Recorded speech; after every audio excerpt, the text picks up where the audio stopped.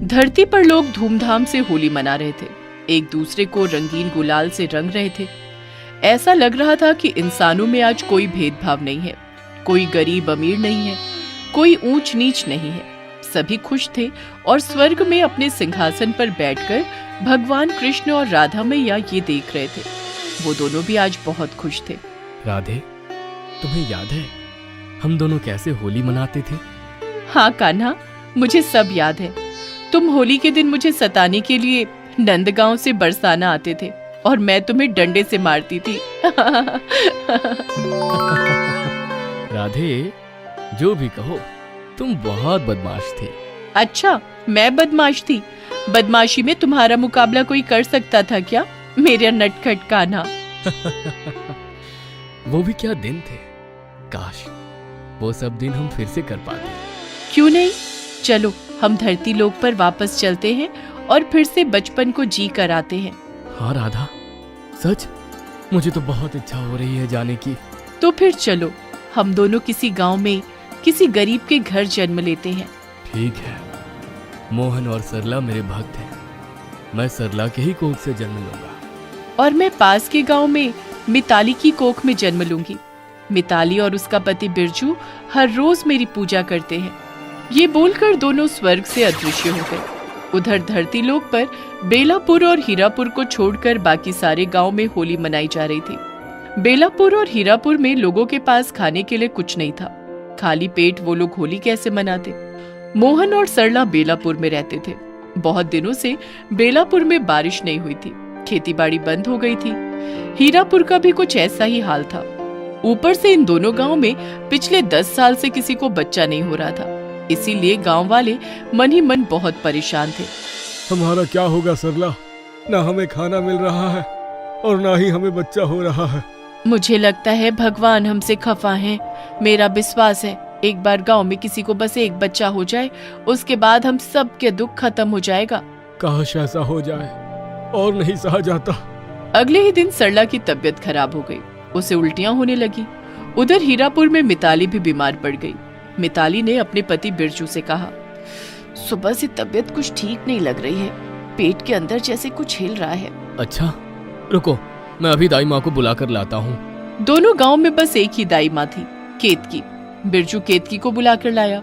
केतकी ने मिताली की नस चेक करने के बाद कहा, अरे ये तो कमाल ही हो गया, बिरजू तेरी पत्नी भी माँ बनने वाली है। अरे वाह, मुझे पता था राधा मैया हमें निराश नहीं करेंगी। लेकिन और भी कोई गर्भवती है क्या?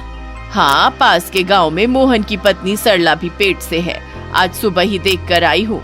अरे वाह, हमारे दोनों गांव में 2 बच्चे आने वाले हैं। राधे मैया का लाख लाख शुक्र है, और भगवान कृष्ण का भी। उनकी इच्छा के बिना इस धरती पर एक पत्ता भी नहीं हिलता।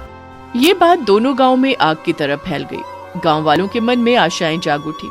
दोनों गांव में 10 साल से बारिश नहीं हुई थी, लेकिन जिस दिन केतकी ने राधा को और सरला ने कान्हा को जन्म दिया, उस रात अचानक से आसमान में काले बादल छा गए और धुएंधार बारिश होने लगी। मोहन चिल्ला चिल्ला कर कहने लगा, अरे यह देखो भगवान की माया, घर में बच्चा आया और बारिश होने लगी। उधर बिरजू भी खुशी से चिल्ला रहा था, अब सब कुछ ठीक हो जाएगा, मेरे घर में बेटी आई है, इसका नाम मैं राधिका रखता हूँ। उस तरफ मोहन ने अपने बेटे का नाम गोपाल रखा। मेरा बेटा लड्डू गोपाल की तरह दिखता है, इसीलिए इसका नाम गोपाल है। आज से मैं बहुत खुश हूँ। 2 गांव के मिलन स्थल पर एक राधा कृष्ण का मंदिर था। अगले दिन मोहन अपने बेटे को लेकर आया और बिरजू अपनी बेटी को लेकर मंदिर में पहुंचा। गोपाल और राधिका ने एक दूसरे को पहली बार देखा और देखते ही देखते नटखट गोपाल ने हंसकर राधिका को आंख मार दिया। राधिका भी हंस पड़ी। वाह बिरजू, तेरी बेटी तो बहुत खूबसूरत है। हाँ मोहन, तेरा बेटा भी कुछ कम नहीं है। और अजीब बात तो देखो, दोनों एक ही दिन में पैदा हुए हैं। मुझे तो लगता है कि ये भगवान का कोई इशारा है। अब देखना, ये दोनों गांव फसलों से भर जाएगा। हाँ, उम्मीद तो यही है, बारिश जो हुई है कल। मंदिर में पूजा करने के बाद दोनों अपने अपने घरों में लौट गए। वही हुआ जिसकी उम्मीद थी। बारिश की वजह से दोनों गांव के खेतों में फसल आई और सालों बाद गांव वालों को 2 वक्त पेट भरकर खाना मिला। इसीलिए सब लोग नन्हे गोपाल और राधिका को बहुत मानने लगे। समय बीतता रहा, 5 साल बीत गए। गोपाल और राधिका बड़े हो गए।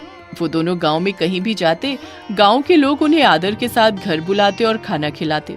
गोपाल 5 साल का हो गया था और घर में उसके पैर नहीं टिकते थे। वो पूरा दिन इधर उधर घूमता रहता था। उसने बांसुरी बजाना भी सीख लिया था और उसकी मधुर बांसुरी की धुन सुनकर गाय उसके पास आ जाती थी। एक दिन कहीं से गोपाल को मोरपंख मिला। उसने अपने बालों पर मोरपंख को लगा लिया। ये देखकर उसके माता पिता बड़े खुश हुए। देखो सरला, हमारा बेटा कितना सुंदर लग रहा है मोरपंख पहन के। बिल्कुल कृष्ण लग रहा है मेरा गोपाल। सही कहा, कृष्ण लग रहा है। बस इसे इसकी राधा मिल जाए। राधा है ना हीरापुर में। और ये बात गोपाल ने सुन ली। कहाँ है मेरी राधा? माँ बापू, कहाँ है मेरी राधा? देखो देखो राधा के लिए कितना उतावला हो रहा है। अगले गांव में है तेरी राधा, राधिका नाम है उसका। अगले गांव में? ठीक है, मैं उसे ढूंढ लूंगा। ये बोलकर गोपाल निकल गया। गाय को लेकर वह हीरापुर पहुंच गया। वहां राधा एक तालाब में नहा रही थी। राधा हर रोज तालाब के ठंडे पानी में नहाना पसंद करती थी। उसे देखकर गोपाल रुक गया। उसने गाय को एक नाम दिया था। गोपाल ने अपनी गाय से कहा, वो देख मोती, राधिका नहा रही है। देख देख, तालाब के पास उसके सूखे कपड़े रखे हुए हैं। जा ले आ। गोपाल के कहने पर मोती राधिका के सूखे कपड़े ले आई और गोपाल को दे दिया। राधा ने ये देखा और चिल्लाने लगी, अरे बदमाश कहीं का, वापस दो मेरे कपड़े। कपड़े नहीं मिलेंगे। वापस दो कपड़े गोपाल, मैं भीगे कपड़े पहनकर घर जाऊंगी क्या? बीमार पड़ जाऊंगी। उससे मुझे क्या, मैं नहीं दे रहा कपड़े। बदमाश लड़का कहीं का। मुझे जितनी मर्जी गाली दे दो, कपड़े नहीं मिलेंगे। गोपाल हंसने लगा और राधा चिढ़ने लगी। वो दोनों बिल्कुल पहले की तरह अपना बचपन जीने लगे। राधा ने कहा, यहाँ दिख मत जाना कभी। क्यों ना दिखूं? मैं तो आऊंगा होली पर तुम्हें रंग लगाने। भूल कर भी मत आना, डंडे से टांग तोड़ दूंगी। हाँ ठीक है, कोशिश करना।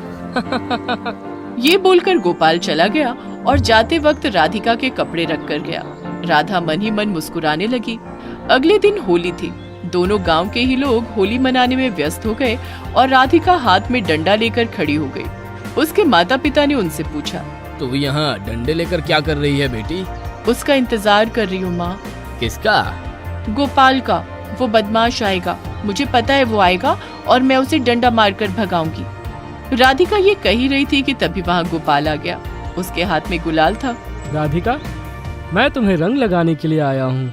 बहुत शौक है न रंग लगाने का, ये लो। राधिका गोपाल को डंडे से मारने लगी। गोपाल हंसते हुए मार खाता गया। मारते मारते राधिका थक गई। तुम्हें दर्द नहीं होता क्या? नहीं राधिका, तुम्हारे हाथों से मार खाने में दर्द कैसा? अब आओ, तुम्हें गुलाल लगा देता हूँ। गोपाल ने राधिका को गुलाल लगा दिया। तभी कहीं से बांसुरी की मधुर ध्वनि आने लगी। एक मनमोहक वातावरण बन गया।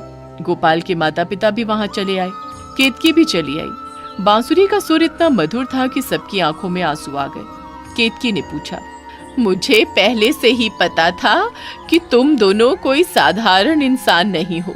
कौन हो तुम दोनों? गोपाल और राधिका हंसने लगे और वो दोनों भगवान कृष्ण और राधे मैया में बदल गए। उन्हें देखकर सबके सर झुक गए। हम दोनों यहाँ पहले की तरह होली मनाने के लिए आए थे। पहले भी राधा मुझे लाठी से मारती थी। इसीलिए तो आज भी बरसाना में लठमार होली मनाई जाती है। हम वही बचपन फिर से जीने आए थे। अब तुम सबको पता चल गया है कि हम कौन हैं। अब हमें जाना पड़ेगा, लेकिन ऐसे ही हम बार बार आते रहेंगे। ये दोनों गांव के लोगों को कभी भी किसी भी चीज की कमी नहीं होगी। राधे, चलो लौट चले। हाँ प्रभु, चलिए चलते हैं वापस। दोनों अदृश्य हो गए। जहाँ वो दोनों खड़े हुए थे वहाँ उनके पैर के निशान पड़ गए थे। गांव वालों ने उस निशान के आसपास बाउंड्री लगा दिया और वहाँ मंदिर बनाकर पूजन करने लगे। सारे गांव वाले अमीर हो गए। चारों तरफ ये बात फैल गई और दूर दूर से लोग आकर राधा कृष्ण के पैर के निशान को पूजते रहे। लोगों की बीमारियां ठीक होने लगी। चारों तरफ खुशी खुशी छा गई और उस गांव में भी हर साल लठमार होली मनाई जाने लगी। और हर साल होली के दिन कहीं से बांसुरी की मधुर ध्वनि भी आती रही। है।